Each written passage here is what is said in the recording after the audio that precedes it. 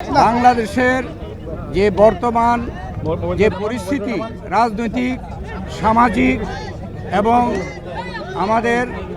অন্যান্য বিষয় পার্শ্ববর্তী দেশের আমাদের প্রতি যে মিথ্যাচার, এ সকল বিষয়ে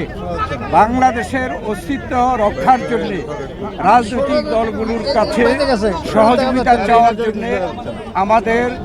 প্রধান উপদেষ্টা সাহেব আজকে রাজনৈতিক দলের সাথে আলোচনা করেছেন। রাজনৈতিক দলের নেতৃবৃন্দ এবং আমরা বিএনপির 5 জন এখানে উপস্থিত ছিলাম। আমাদের সকলেই একই ধরনের মন্তব্য যে আজকে বাংলাদেশের অস্তিত্ব রক্ষার জন্যে যেই বাংলাদেশ এই ডিসেম্বরে আমরা বিজয় লাভ করেছি, লাখো শহীদের রক্তের বিনিময়ে স্বাধীনতা, সার্বভৌমত্বের জন্য, গণতন্ত্রের জন্য, অর্থনৈতিক মুক্তির জন্য এবং দেশের শান্তি শৃঙ্খলার জন্য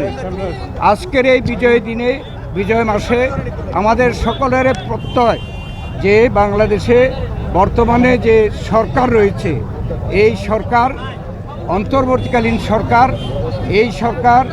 এদেশেও যে ছাত্র জনতার গণ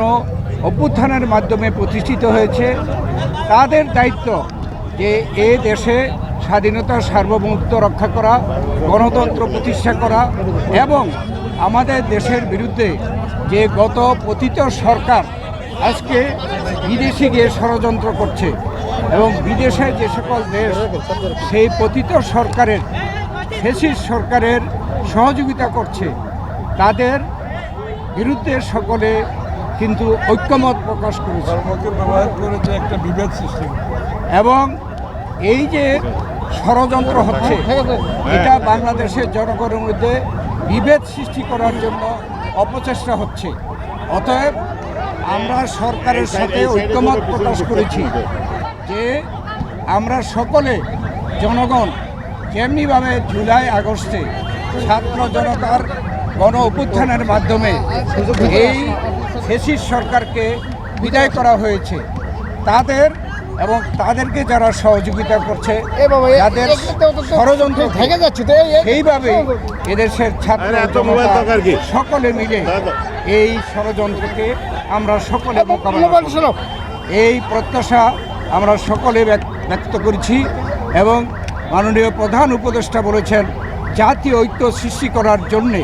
তিনি যথাযথ পদক্ষেপ গ্রহণ করবেন। আজকে রাজনৈতিক দলগুলো যারা আমরা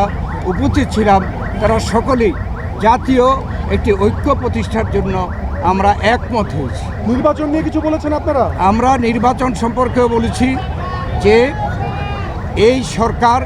ওয়াদাবদ্ধ যে জনগণের অধিকারকে ফিরিয়ে দেওয়ার, তাই আমরা বলেছি যে অতি দ্রুত সংস্কার সাধন করে নির্বাচনের জন্য একটি রোডম্যাপ দেওয়া, যাতে করে জনগণ একটি রোডম্যাপ পেলে নির্বাচনমুখী হয়ে গেলে যে সকল ষড়যন্ত্র এখন আপনারা দেখতে পাচ্ছেন, এইসব ষড়যন্ত্র আর কেউ করতে সাহস পাবে না।